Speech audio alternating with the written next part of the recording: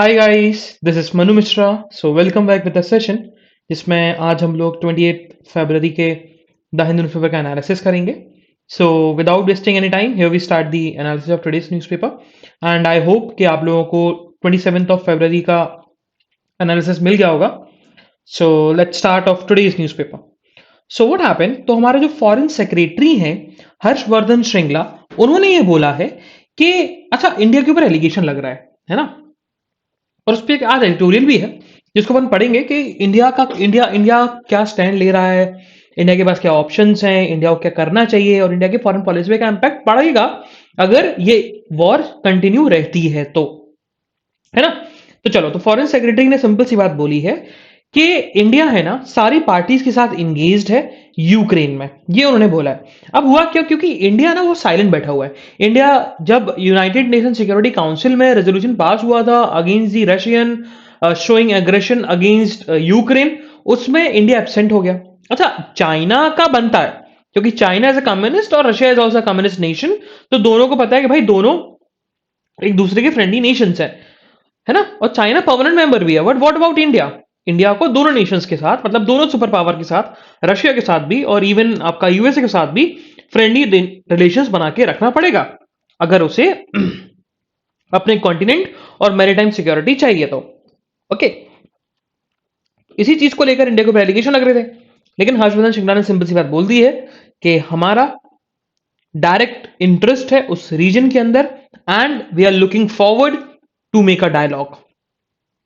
That's what foreign secretary had stated in his statement. Moving further, so Indian government ने 3 और flights भेजी Ukrainian border पर and उन्होंने 688 और इंडियंस को इवैक्यूएट कर लिया। ओके, सो अभी तक अराउंड 1000 से भी ज्यादा इंडियंस जो हैं वो इवैक्यूएट हो चुके हैं। Moving further, so in the fifth phase of voting in the UP, क्योंकि यूपी बहुत बड़ा स्टेट है और यूपी में ना इकट्ठा इलेक्शन कराना बहुत डिफिकल्ट है, क्योंकि अगर आप इकट्ठा इलेक्शन कराओगे ना तो एक मिस हैपनिंग हो सकती है, एक वायलेंस अकर हो सकता है, और यूपी में ऐसी हिस्ट्री भी रही है एंड बहुत ज्यादा लोग आपको गवर्नमेंट एम्प्लॉइज चाहिए। तो एक प्रॉपर मैनेजमेंट के चलते, एक प्रॉपर के विदाउट एनी रकर्स इलेक्शंस और वोटिंग हो जाए, उसके लिए फेजेस में डिवाइड कर दिया जाता है। जैसे कि पंजाब हो गया, मणिपुर हो गया, इनमें फेज में डिवाइड करने की जरूरत नहीं है because they are very small states और वहां पर 100 या 117 से ज्यादा कॉन्स्टिट्यूंट असेंबली नहीं है, लेजिस्लेटिव असेंबलीज नहीं है। बट वहीं हम यूपी की बात करें तो 403 लेजिस्लेटिव असेंबलीज हैं। ओके, तो इसी चीज को लेकर यूपी में कल फिफ्थ फेज का इलेक्शन हुआ एंड दो वोटिंग जो रही है 55% रही है, और 2017 से अगर कंपेयर किया जाए तो 5% का डिक्रीमेंट आया है। मूविंग फर्दर, और मणिपुर में भी हो गई, ठीक है, मणिपुर में भी हुई है। मणिपुर में जो आपके 60 सीट्स में से 38 सीट्स पर वोटिंग हो चुकी है। मूविंग फर्दर, नहीं पढ़ना है हमें सिटी वाली न्यूज तो हम स्किप करेंगे। तो ऑन दी स्टेट न्यूज, अच्छा ये चीज हमारे लिए इंपॉर्टेंट नहीं है कि कांग्रेस जो मेघदूत पद यात्रा कंटिन्यू करने वाली है, रिलॉन्च करने वाली है, नहीं। हमारे लिए जो इंपॉर्टेंट है ना वो क्या है, it's about the Meghdoot project. अब ये मेघदूत प्रोजेक्ट है क्या? देखो, रिवर की कोई बाउंड्री नहीं होती। हम एक लैंड पे बाउंड्री लगा सकते हैं, एक आर्मी पे बाउंड्री लगा सकते हैं कि आप ना यहां से यहां मूव नहीं कर सकते या यहां से यहां मूव करोगे बस। लेकिन what about the reverse? Water तो फ्लो करता है, उनकी कोई बाउंड्री डिमार्केट तो होती नहीं है ना। तो एक रिवर है, fourth largest river southern India की, कावेरी, जो कि कर्नाटका से फ्लो होती है, तमिलनाडु में जाती है एंड उसका जो माउथ है वो बे ऑफ बंगाल है, ठीक है। और majority of the river flow करती है वो आपका तमिलनाडु में करती है। लेकिन हुआ क्या, कर्नाटका में थोड़ी प्रॉब्लम है, ड्रिंकिंग वाटर प्रॉब्लम, वो भी in the city of Bangalore. बहुत बड़ी प्रॉब्लम है क्योंकि बैंगलोर हब है, बहुत पॉपुलेटेड है। पॉपुलेटेड है तो मतलब पॉल्यूटेड भी है, पॉल्यूटेड है तो मतलब वहां पर ड्रिंकिंग वाटर की बहुत बड़ी प्रॉब्लम है। तो कर्नाटक गवर्नमेंट ने क्या सोचा, कर्नाटक गवर्नमेंट का कहना यह था कि देखो कावेरी में कभी कभी एक्सेस वाटर आ जाता है और रिवर वाटर है, रिवर वाटर है मतलब फ्रेश वाटर है, फ्रेश वाटर है, तो हम ऐसा करते हैं कि एक कुछ कुछ जो कावेरी के एक्सेस वाटर है उसको हम रोक लेंगे और वो रोका हुआ वाटर हम लोग बैंगलोर में जो ड्रिंकिंग वाटर प्रॉब्लम्स है उनको उसको खत्म करेंगे, उसको एलिमिनेट करेंगे उस वाटर से। और उस प्रोजेक्ट का नाम रखा गया मेघदातु प्रोजेक्ट। अब इस चीज को लेकर होता क्या है, इंडिया में हर रिवर पर एक बॉडी बनी हुई है ना। तो कावेरी रिवर बॉडी भी है। अब बॉडी इसी वजह से बनाई जाती है, वो उसका मेन पर्पस यही होता है कि दो स्टेट्स के बीच में अगर कोई इशू हो तो अमेकेबली रिजॉल्व करा देना। अब देखा जाए तो कावेरी रिवर वाटर डिस्प्यूट के पास जब ये इशू पहुंचा, तमिलनाडु लेके गया, तो तमिलनाडु ने बोला कि देखो, देखा जाए तो उस पानी पे हमारा भी हक है, हम भी इंटरेस्टेड पार्टी हैं, तो without the permission of Tamil Nadu आप ये प्रोजेक्ट स्टार्ट नहीं कर सकते। ये बात सुप्रीम कोर्ट पहुंची, बहुत जगह पहुंची। एक जगह तो एक एक जगह तमिलनाडु को फेवर मिला, एक जगह आपको कर्नाटका को फेवर मिला। लेकिन इसमें देखा जाए तो इसमें जो परमिशन है ना, वो आपकी ministry of forest, environment and climate change से भी लेनी पड़ेगी। उसका रीजन ये है क्योंकि अ, कावेरी वाटर जो फ्लो होता है कर्नाटका से, वो majority of the water flow करता है उस रीजन से जहां पर इन्वायरमेंट, सेंट्रल गवर्नमेंट का इन्वायरमेंट मिनिस्ट्री है, उसके एम्बिट में आता है, मतलब फॉरेस्ट और आपका फॉरेस्ट से फ्लो होती है वो। उसकी अभी परमिशन पेंडिंग पड़ी हुई है, और अभी मेघदातु प्रोजेक्ट स्टार्ट भी नहीं हो पा रहा। इस चीज को लेकर जो कांग्रेस है, इवन जो वहां की सारी पार्टीज है कर्नाटका की, वो सब चाहती है कि मेघदातु प्रोजेक्ट जो हो वो स्टार्ट हो जाए। Moving further, so we directly move to the editorial page. तो आज हमारे 3 एडिटोरियल इंपॉर्टेंट है। The first one, it's about very very interesting one, the anatomy of India Ukraine dilemma. इसको अपन डिस्कस करेंगे, बहुत ही इंटरेस्टिंग सा है। The second one, no quick fix. तो इंडिया की मेडिकल एजुकेशन पर जो कल मोदी जी का स्टेटमेंट हमने पढ़ा था कि भाई हमारे इंडियंस जो बच्चे हैं, स्टूडेंट्स हैं, वो बाहर पढ़ने जाते हैं, स्मॉल नेशन में पढ़ने जाते हैं, इवन वहां पर लैंग्वेज बैरियर्स भी है। तो हम इंडिया में जो प्राइवेट प्लेयर्स हैं, वो मेडिकल कॉलेज को सेटअप क्यों नहीं कर रहे, है ना। और आज देखो, आज एक एक बहुत ही इंटरेस्टिंग चीज आई है। मोदी जी का स्टेटमेंट आया और कोकिला धीरूभाई अंबानी का हॉस्पिटल जो है वो बोल दिया गया कि भाई वो अब इंदौर में भी आने वाला है। सी, तो ये मोदी जी की ताकत है।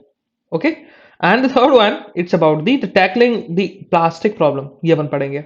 चलो, the first editorial, it's about the anatomy of India's Ukraine dilemma.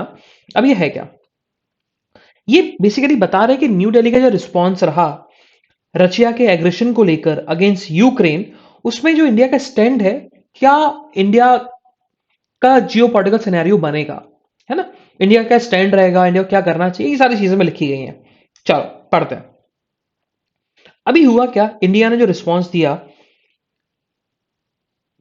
Russia के एग्रेशन के अगेंस्ट, जो उन्होंने यूक्रेन के अगेंस्ट यूज किया, उसमें इंडिया का ये पता लगता है कि भाई इंडिया ना प्रो रशियन टिल्टेड है, मतलब रशिया के साथ टिल्टेड है। उसका रीजन समझ में आएगा आपको धीरे धीरे, ठीक है। और इंडिया एब्सेंट भी हो गया यूनाइटेड नेशन सिक्योरिटी काउंसिल से। रेजोल्यूशन जो पास किया गया था बाय दी आपका अल्बेनिया एंड यूएसए, है ना, मेजोरिटी ऑफ द कंट्रीज ने सपोर्ट किया उस रेजोल्यूशन को, बट इंडिया और चाइना यूएई क्या हो गए, एब्सेंट हो गए। सपोर्ट देखो, फेवर किसी ने नहीं किया, लेकिन सब ने क्या हो गया, सब एब्सेंट हो गए। ये चीज बताई गई। और प्राइम मिनिस्टर मोदी ने दोनों कंट्री के हेड ऑफ द गवर्नमेंट से बात करी, व्लादिमीर पुतिन से भी बात करी, आपके व्लादिमीर जेलेंस्की से भी बात करी, यूक्रेन के प्रेसिडेंट से, कि भैया आप एमिकेबली डायलॉग करिए, वो इश्यू को रिजॉल्व करो, है ना। लेकिन देखा जाए तो रशिया की तरफ से भी स्टेटमेंट आ रहा है कि भाई इंडिया जो स्टेप ले रही है इस इश्यूज पर, हम उसके बहुत थैंकफुल है। तो इससे ये पता लगता है कि कहीं ना कहीं इंडिया जो है ना, वो रशिया की तरफ टिल्टेड है, और यूएस प्रेशराइज कर रहा है इंडिया को कि आप अगेंस्ट में जाओ। और अब इसी वजह से कर रहा है यूएस क्योंकि रशिया को हम आइसोलेट कर दें, लेकिन आप ऐसे कर नहीं सकते आइसोलेट, है ना। उसके बहुत सारे रीजंस हैं। ये चीज बताया गया कि India is tilted towards the Russia. अब क्यों है, तो देखो इंडिया के पास 4 ऑप्शन है इस सिनेरियो में। पहला ऑप्शन ये है कि वो रशिया के एग्रेशन को कंडेम करे, बोले कि भाई नहीं, गलत है रशिया जो एग्रेशन कर रहा है। या तो रशिया के एग्रेशन को सपोर्ट करे कि भाई रशिया जो कर रहा है बिल्कुल सही है, या तो चुप बैठे, है ना, रशिया के एग्रेशन पर, और अपना डिसप्लेजर दिखाए, एक्सप्रेस करे कि मतलब हम चुप हैं, लेकिन हाँ ये गलत है, ऐसा नहीं होना चाहिए था। और लास्ट ऑप्शन क्या है, डिप्लोमैटिकली बुला ले, कि दोनों आए और डिप्लोमेसी से इशू रिजॉल्व करें। अगर इंडिया पहला ऑप्शन चूज करता है, मतलब अगर वो कंडेम करता है रशिया के एग्रेशन को, तो भैया वो रशिया के अगेंस्ट जा रहा है। अगर सेकंड ऑप्शन चूज करता है, मतलब रशिया एग्रेशन को सपोर्ट करता है, तो वो यूएस और उसके अलाइज के साथ अगेंस्ट जा रहा है ना। तो थर्ड ऑप्शन जो है वो प्रो रशिया रीड किया जाएगा, कि हम चुप बैठे हैं लेकिन हमारा डिस्प्लेजर दिखा रहे हैं। वो भी बहुत बड़ा आपका दिक्कत वाला काम है। लेकिन जो फोर्थ ऑप्शन है डिप्लोमेसी को बुलाना, है ना, डिस्प्लेजर दिखाना और डिप्लोमेसी को बुलाना, थोड़ा लीस्ट हार्मफुल है। हार्मफुल तो है, देखो चार ऑप्शन में से कहीं ना कहीं हार्म तो होगा, but fourth option is least harmful, कि आप डिस्प्लेजर दिखाओ और डिप्लोमेटिकली बुलाओ, बोलते जाओ भाई डिप्लोमेटिक आप प्लीज डिप्लोमेसी इशू रिजॉल्व करो, बायलेटरल इशू रिजॉल्व कर लो। ये सारी चीजें इंडिया जो है फोर्थ स्टेप कर लेना चाहिए, और इंडिया ले भी रही है। लेकिन इंडिया ने डिस्प्लेजर तो दिखाया, लेकिन यूनाइटेड नेशन में जब सिक्योरिटी काउंसिल ने रेजोल्यूशन जब पास हुआ था तो इंडिया एब्सेंट हो गया। तो इसमें यह दिखता है, पूरे वर्ल्ड में यह दिखता है, सारे कंट्रीज को यह मैसेज आता है कि इंडिया जो है ना वो रशिया की तरफ टिल्टेड है। लेकिन ऐसा क्यों है?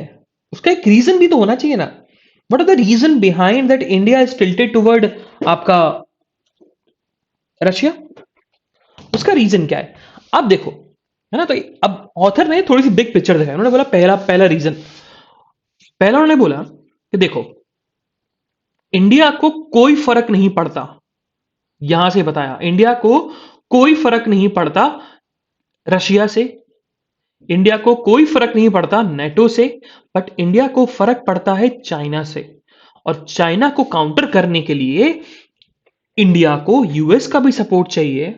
यूएस मतलब यूएस एंड इट्स एलाइज, मतलब वेस्ट का भी सपोर्ट चाहिए, और रशिया का भी सपोर्ट चाहिए, जिससे हम चाइना की प्रॉब्लम्स को एलिमिनेट कर सकें। अब क्या है पहला रीजन? उन्होंने बोला, उन्होंने पहला ऑप्शन बताया, उन्होंने पहला रीजन बताया, ठीक है। उन्होंने बोला, पहली कहानी उन्होंने समझाई। उनका सिंपल सा कहना है कि देखो, अगर हम आज के दौर की बात करते हैं तो यूएस का जो ग्लोबल ऑर्डर था वो बहुत कमजोर हो चुका है, और चाइना एक काउंटर पोल की तरह राइज कर रहा है ना, एक सुपर पावर की तरह इमर्ज कर रहा है, और यूएस कमजोर होता जा रहा है। और यूएस विड्रॉ भी कर गया इस रीजन से मतलब अफगानिस्तान से विड्रॉ कर गया। तो एक इंडिया को खतरा है। कैसा खतरा है? रीजनल जियो पॉलिटिक्स पे खतरा है। एक कॉम्प्लिकेटेड सिचुएशन में है इंडिया।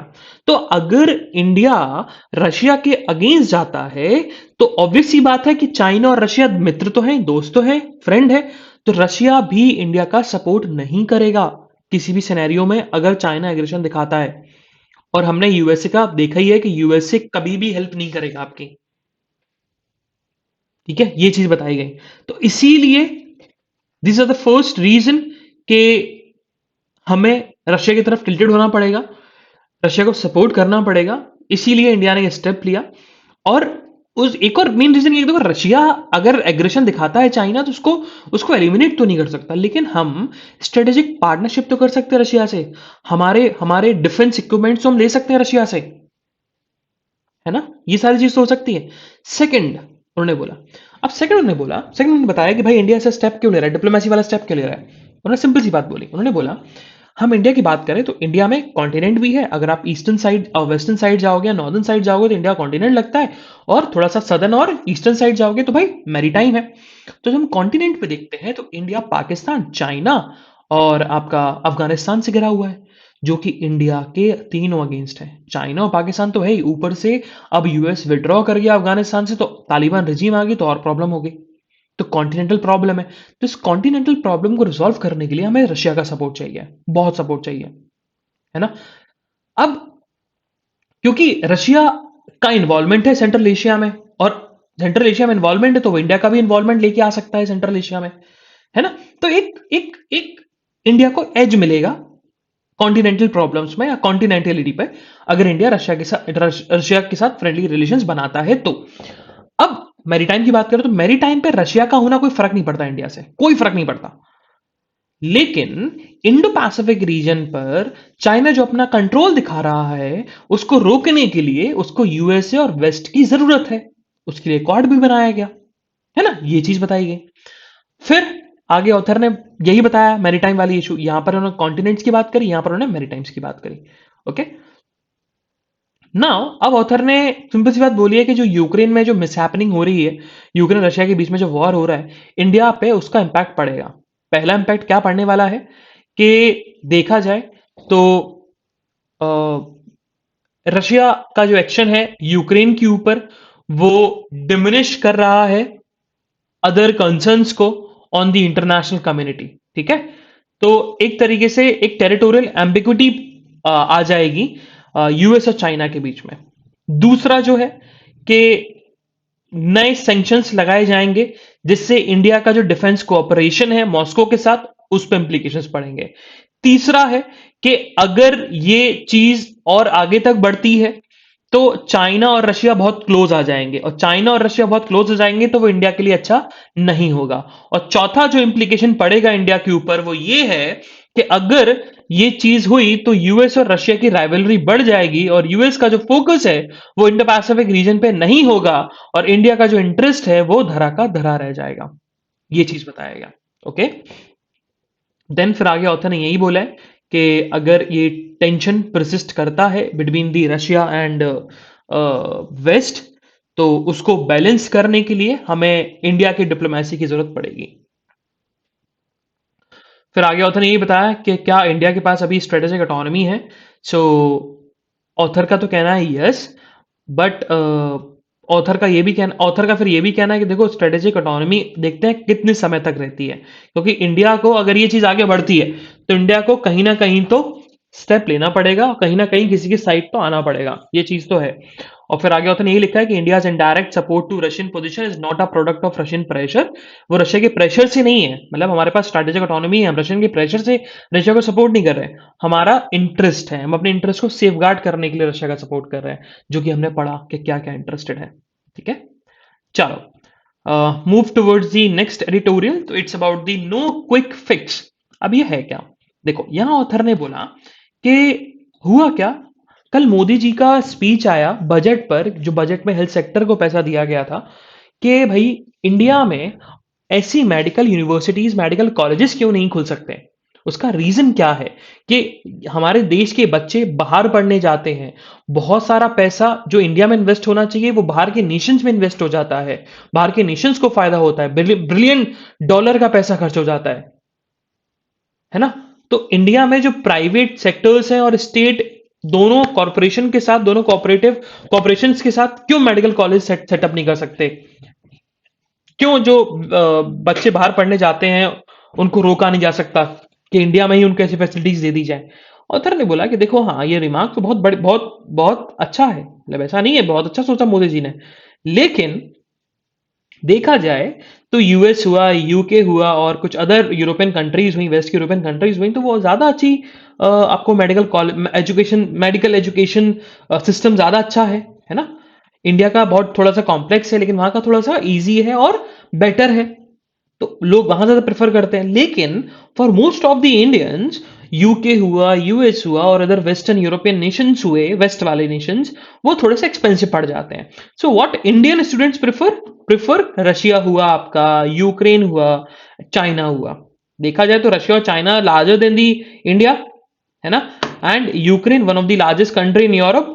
वहां ज्यादा जाते हैं क्योंकि वो ये नेशंस पब्लिक हेल्थ पे ज्यादा फोकस करते हैं, कम्युनिस्ट हैं तो हेल्थ पे ज्यादा फोकस करते हैं, तो इसी के चलते वहां पर मेडिकल स्टडीज अच्छी होती हैं। ये बात तो है, लेकिन अब क्वेश्चन यही है ना कि भाई इंडिया में मेडिकल एजुकेशन इतना खराब क्यों है। तो उसके लिए ऑथर ने बोला कि देखो इसके लिए सिर्फ कॉलेजेस खुलने से कुछ नहीं होने वाला।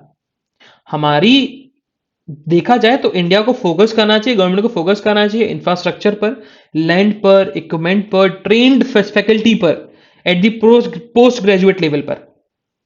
लेकिन देखा जाए तो अभी की सिचुएशन में ये सारी की सारी चीजें शॉर्ट सप्लाई है और अनइवनली डिस्ट्रीब्यूटेड है, अनइवनली डिस्ट्रीब्यूटेड है, स्प्रेडेड है।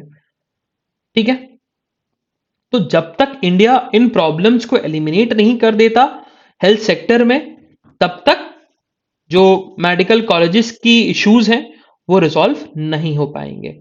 और इंडिया, एक रिपोर्ट से पता लगा कि इंडिया में 1000 इंडियंस पर एक डॉक्टर है, और देखा जाए तो ये बहुत खराब है, क्योंकि 1/10 होना चाहिए, मतलब 10 लोगों पे एक डॉक्टर होना चाहिए, लेकिन वो गवर्नमेंट देखा जाए तो बहुत वर्स्ट है। इवन ये गवर्नमेंट बहुत पैसा खर्च कर रही है, ऐसा नहीं है गवर्नमेंट अकेला पैसा खर्च कर रही है, बाकी पिछली गवर्नमेंट ने पैसा खर्च किया, लेकिन पिछली गवर्नमेंट का जो पैसा है वो और कहीं खर्च हो रहा है, मेडिकल फैसिलिटीज पे खर्च हो रहा है, मेडिकल इंफ्रास्ट्रक्चर पे खर्च नहीं हो रहा है ना, मेडिकल एजुकेशन पे खर्च नहीं कर रहा। तो गवर्नमेंट ऑथर का यही कहना है कि गवर्नमेंट को जो प्रोसीजर्स हैं फॉर स्टैब्लिशिंग मेडिकल कॉलेजेस उसको ईज डाउन कर देना चाहिए, इंफ्रास्ट्रक्चर पे बहुत ज़्यादा स्पेंड करना चाहिए, एंड ऐसे इनिशिएटिव्स देने चाहिए कि हेल्थ केयर इकोसिस्टम बन सके रूरल एरियाज में, क्योंकि majority of the Indians now lives in rural areas. Moving further, so tackling the plastic problems, अच्छा ये अपने बहुत बार डिस्कस किया है ना, एंड आई विल रिकमेंड कि आप ये खुद पढ़ें, और क्योंकि इसमें हुआ कि अभी गवर्नमेंट ने अभी रूल्स बनाए हैं, और उन रूल्स में जो रैक पिकर्स हैं और बहुत सारे जो वेस्ट को, प्लास्टिक वेस्ट को एलिमिनेट करने में हेल्प करते हैं, उनको उनको पार्टी नहीं बनाया गया वाइल फ्रेमिंग दी रूल्स। उसी चीज को लेकर यहां ऑथर ने एडिटोरियल लिखा है ना, तो पढ़िए जरूर, अभी इजी है और हमने डिस्कस भी किया हुआ है। Moving further, so what happen, Poland के बॉर्डर पर जब इंडिया ने क्या किया, इंडिया ने बोला कि देखो आप ऐसा करो, जितने भी इंडियंस फंसे हुए हैं ना वो पोलैंड आ जाए, पोलैंड से हम एवैक्यूएट करेंगे। यूक्रेन गवर्नमेंट नहीं बोलते ठीक है आप आ जाओ। तो जब वो पहुंचे तो बहुत सारे इंडियंस को एंटर नहीं करने दिया, यूक्रेनियन सोल्जर्स ने उनको भगाना स्टार्ट कर दिया। तो वही चीज बताया गया कि पोलैंड के बॉर्डर पर बहुत सारे इंडियंस जो हैं उनके लिए एक बहुत बड़ा ब्रिज बन चुका है, क्योंकि यूक्रेनियन गार्ड जो हैं उनको इवैक्यूएट करने में डिफिकल्टी पैदा कर रहे हैं, ये चीज बताई गई। मूविंग फर्दर, सो यूनाइटेड नेशन जनरल असेंबली में इंडिया को एक टफ चॉइस फेस करना पड़ेगा। उसका रीजन ये है क्योंकि यूरोपियन कंट्रीज और यूएस जो है वो इंडिया के ऊपर प्रेशर डाल रहे हैं कि आप इनके अगेंस्ट रेजोल्यूशन पास करो, क्योंकि हमें रशिया को आइसोलेट करना है। ये सिंपल सी चीज बोली है, बट इंडिया प्रेशर में नहीं आने वाला। इवन देखा जाए तो इंडिया ने अभी यूरल ऑयल खरीद लिया है रशिया से, क्योंकि सस्ता मिल रहा था। अच्छा है, बिजनेस है। और अभी यूएस और इंडिया के बीच में एक डील होनी थी, वो डील सस्पेंड हो गई, अराउंड 22,000 करोड़ रुपीज की डील थी वो।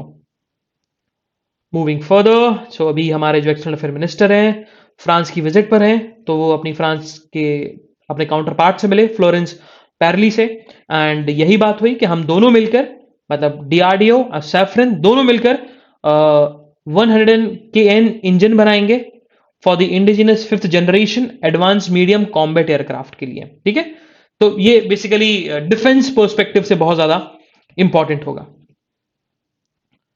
मूविंग फर्दर, सो ये पूरा पॉलिटिक्स से भरा हुआ है, नहीं पढ़ना है स्किप करो। So on the national news again, so RSS की एक विंग है स्वदेशी जागरण मंच, और स्वदेशी जागरण मंच का यह कहना है कि एयर इंडिया ने जो अभी अपना नया सीईओ अपॉइंट किया है आइस्कर आईसी, जो कि टर्किश एयरलाइंस के फॉर्मर सीईओ हैं, उनको नहीं करना चाहिए, क्योंकि ये नेशनल सिक्योरिटी कंसर्न की बात है। क्योंकि जो पर्सन है newly appointed CEO of Air India Ilker Ayci, ये टर्किश प्रेसिडेंट एल्द्रोगन के बहुत करीबी हैं, क्योंकि इस्तांबुल के ये मेयर रह चुके हैं, एंड एडवाइजर रहे, है ना, एडवाइजर है 1994 में ये आइकर आइशी, जब आपके इस्तांबुल के मेयर थे आपके एल्द्रोगन, जो भी प्रेजेंट में प्रेसिडेंट है। तो और हमारे टर्की के रिलेशंस इतने अच्छे नहीं है, नहीं बनती, बल्कि पाकिस्तान को ज़्यादा सपोर्ट करता है टर्की, बिकॉज मुस्लिम नेशन की वजह से। इसी के चलते because of the national security concern हमें इन पर्सन को अपॉइंट नहीं करना चाहिए as a CEO of Air India. ये सिंपल सी बात बोली है उन्होंने।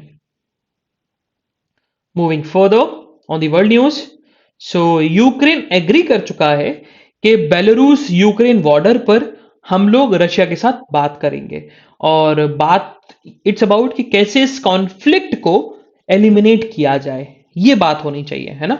ये चीज यहां पर यूक्रेन एग्री कर गया। पहले तो यूक्रेन ने मना कर दिया था कि नहीं भाई, हम लोग टॉक नहीं करना चाहते बेलारूस में। उन्होंने पहले 5 नेशंस के नाम दिए थे, 5 नेशंस, बट फाइनली फिर यूक्रेन को समझ में आया कि नहीं भाई, दिक्कत हो सकती है, हमारे ऑल सोल्जर्स की डेथ हो सकती है, तो उन्होंने वो एग्री कर गए कि हम लोग बेलारूस बॉर्डर पर डिस्कस कर लेंगे अबाउट यूक्रेन के इश्यूज को लेकर। Now this is something very very important news in today's newspaper, that's about कि वेस्ट ने वेस्ट मतलब European west, western nations and USA including, उन्होंने रशिया के ऊपर स्विफ्ट बैन लगा दिया है। अब ये स्विफ्ट है क्या वो समझना बहुत इंपॉर्टेंट है। चलो, तो इट्स वेरी वेरी सुनना जरूर, बहुत ध्यान से सुनना। स्विफ्ट की हम बात करें तो फुल फॉर्म क्या है इसका? Society for world wide inter bank financial telecommunication, ठीक है। और यूएस, यूरोप और सेवरल अदर वेस्टर्न नेशंस ने सोच रहे हैं कि रशिया को एक्सक्लूड किया जाए स्विफ्ट से। अब ये स्विफ्ट है क्या? SWIFT is something international network for banks to facilitate smooth money transaction globally. और अगर ये रशिया के ऊपर बैन लग जाता है, स्विफ्ट का बैन लग जाता है, तो यूक्रेन के ऊपर बहुत बड़ा इकोनॉमिक सैंक्शन लगेगा और इंटरनेशनल पेमेंट जो है रशिया की वो रुक जाएंगी। अब स्विफ्ट काम कैसे करता है? लेट्स टेक एन एग्जांपल, जैसे कि मनु मिश्रा। अब मनु मिश्रा को पैसा भेजना है। मनु मिश्रा का इंडिया में एसबीआई में अकाउंट है, ठीक है। अब मनु मिश्रा को पैसा भेजना है यूएसए में सिटी बैंक के अकाउंट में, यूएसए भेजना है सिटी बैंक के अकाउंट में। अब इंडिया तो है नहीं, क्या भीम खोला आपने या पेटीएम खोला यूपीआई कर दिया? ऐसा थोड़ी ना है, क्योंकि इंडिया में इंडियन बैंक से रेगुलेटेड बाय द आरबीआई, है ना, एक एंटिटी रेगुलेट कर रही है। बट आप जब इंटरनेशनल बैंक्स की बात करते हो तो हर इंटरनेशनल बैंक की हर एक रेगुलेटरी बॉडी है। तो एक स्विफ्ट बनाया गया था 1975 में बनाया गया था, 1975 में ये फंक्शन करना स्टार्ट हुआ था। इसका काम क्या है? तो स्विफ्ट में होता क्या है कि हर बैंक, हर पर्सन को जब भी जो इंटरनेशनल ट्रांजेक्शन करता है उसको 8 डिजिट का एक नंबर दिया जाता है, एक यूनिक कोड मिलता है उसको। तो let's take an example, if Manu Mishra want to send around $1,000 to Citi Bank in the United States of America, तो वो एसबीआई के ऐप पे जाएगा, बोलेगा मुझे इंटरनेशनल ट्रांजेक्शन, स्विफ्ट के ऐप पे जाएगा, स्विफ्ट के ऐप पर बोलेगा कि भाई मुझे इंटरनेशनल ट्रांजेक्शन करना है। स्विफ्ट क्या करेगा? आपको 8 डिजिट का यूनिक कोड देगा और बोलेगा कि देखो आप ऐसा करो, आप हम ये मैसेज ना कि आप भेजना चाहते हो उस पर्सन को सिटी बैंक के अकाउंट में पैसा, ये जो कोड है ये हम उसको भेजेंगे, ये मैसेज हम उसको भेजेंगे, अगर वो एग्री करता है, अप्रूव करता है, तो आपका पैसा सेंड हो जाएगा। तो अब वो कोड मेरे पास आया, है ना। अब कोड मेरे पास आ गया, यूनिक कोड आ गया। अब स्विफ्ट क्या करेगा? स्विफ्ट जिस पर्सन के अकाउंट में आप पैसा भेजना चाहते हो सिटी बैंक के अकाउंट में, उसको एक मैसेज भेजेगा और अगर वो मैसेज पे अप्रूव कर देता है कि हाँ भेज दो, तो ट्रांजेक्शन कंप्लीट हो जाएगा। तो स्विफ्ट कोई सिक्योरिटीज होल्ड करके नहीं रखता आपकी, मतलब कोई स्विफ्ट ऐसा नहीं है कि आपका पैसा बीच में थर्ड पार्टी बन के पहले आप स्विफ्ट को भेजोगे, स्विफ्ट के बाद सिटी बैंक में जाएगा, नहीं। स्विफ्ट फैसिलिटेट करता है, स्मूथन करता है और आपको सेफगार्ड करता है इंटरनेशनल फ्रॉड से, ठीक है। तो डायरेक्टली आप पैसा भेजोगे, एसबीआई सिटी बैंक में पैसा जाएगा, बट स्विफ्ट के थ्रू नहीं जाएगा, बल्कि स्विफ्ट फैसिलिटेट करता है, हेल्प करता है आपकी ट्रांजैक्शन में। लेकिन इसका बहुत बहुत इंपॉर्टेंस है। अब बहुत बड़े बड़े इन्वेस्टर्स हैं, आपको इंटरनेशनल पेमेंट करना है तो आप स्विफ्ट के थ्रू करते हो, क्योंकि एक रिलायबिलिटी होती है। लेकिन अब रशिया नहीं कर पाएगा, क्योंकि रशिया के ऊपर अब स्विफ्ट बैन लगाया जा रहा है। सो यूनाइटेड नेशंस ने नॉट दे दी है कोलंबो के एफर्ट्स को ऑन दी राइट्स। तो 49 session of the United Nations human right council में जो पास्ट में ह्यूमन राइट वायलेशंस हुए थे, उनके विक्टिम्स के राइट्स को यूएन ने रिकॉग्नाइज किया है ना। ये चीज है क्योंकि पास्ट में श्रीलंकन गवर्नमेंट ने बहुत एट्रोसिटीज करी हैं तमिलियंस के ऊपर। इसी चीज को लेकर उन विक्टिम्स जो हैं, विक्टिम्स के राइट्स को रिकॉग्नाइज करने में यूएन हेल्प कर रहा है। मूविंग फर्दर, सो आज इकोनॉमिक न्यूज नहीं आती तो हमें नहीं पढ़नी है। एंड स्पोर्ट्स न्यूज में भी आज देखा जाए तो कुछ इंपॉर्टेंट न्यूज नहीं है हमारे एग्जामिनेशन पर्सपेक्टिव से। हाँ, ये जरूर एडिटोरियल पढ़ना, ये बहुत इंपॉर्टेंट है आपका। दिस वन, आपको पता लगेगा इंडिया में क्या वो है, इंडिया क्या स्टेप लेना चाहिए, इंडिया की क्या प्रॉब्लम फेस करें। दिस वन ऑल्सो कि इंडिया को क्या मेडिकल इंफ्रास्ट्रक्चर को बूस्टअप करना चाहिए जिससे इंडिया मेडिकल कॉलेजेस खुल सकें और बाहर लोग पढ़ने ना जाएं। इंडिया की डोमेस्टिक एजुकेशन में भी बहुत बड़ा एक फाइनेंशियल और इकोनॉमिक हेल्प मिलेगा। और this one also plastic problems को लेकर, ठीक है, हमने बहुत बार डिस्कस किया है। हाँ, एक आपका आज काम है, 2-3 चीजें हैं। द फर्स्ट वन, आपको कमेंट बॉक्स में लिखना है कि रिसेंटली कौन से दो रीजन्स हैं जिनको रशिया ने रिकॉग्नाइज किया एज एन इंडिपेंडेंट टेरिटरी, है ना, यूक्रेन में।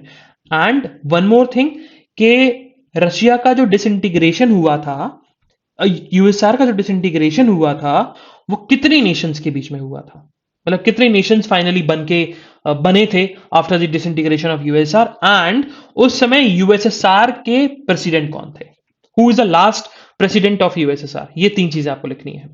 चलो, so we end the analysis here. हम लोग कल फिर मिलेंगे with some exciting news, exciting current affairs. तब तक के लिए bye bye, have fun and enjoy your day. Bye bye guys.